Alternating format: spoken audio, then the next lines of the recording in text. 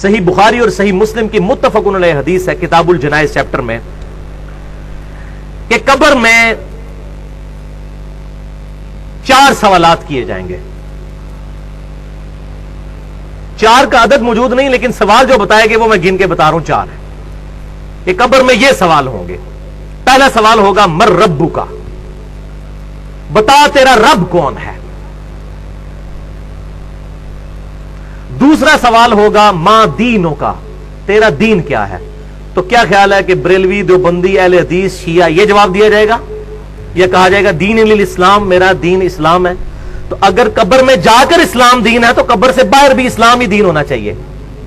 ان مولویوں کو چھوڑو، ان شیخ الحدیث، شیخ القرآن اور مفتی اعظم اور فلانا اعظم، ان کو چھوڑو، انہوں نے اپنی قبروں میں جانا ہے، پتہ نہیں ان کے ساتھ کیا ہو رہا ہوگا. ہم تو اس کتاب کے پابند ہیں، سیدھی سی بات ہے. وہ اپنے اعمال اپنے ساتھ لے گئے، ہم کسی کے پابند نہیں ہیں.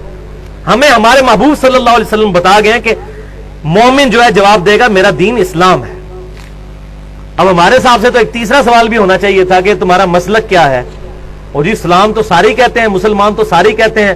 اگر ہم اہل حدیث اور دیوبند اور بریلوی اور شیعہ نہیں لکھیں گے تو فرق کیسے پتا چلے گا. تو پھر اللہ تعالیٰ کو بھی چاہیے کہ فرشتوں کے ایک سوال ساتھ یہ بھی لگا لو اس کے ذیل میں، ایک جز نمبر 1 کہ دین تو بتا دیا، آپ بتائیں آپ کا مسلک کیا ہے. تو یہ مولویوں کے سارے ڈکوسلے ختم ہو جائیں گے جو ادھر انہوں نے مسجدوں کے باہر یہ مسلمانوں میں تفرقے ڈالے ہوئے ہیں. الحمدللہ اس وقت دنیا میں کئی مسلمان ملک ہیں جہاں پہ یہ تفرقہ نہیں ہے.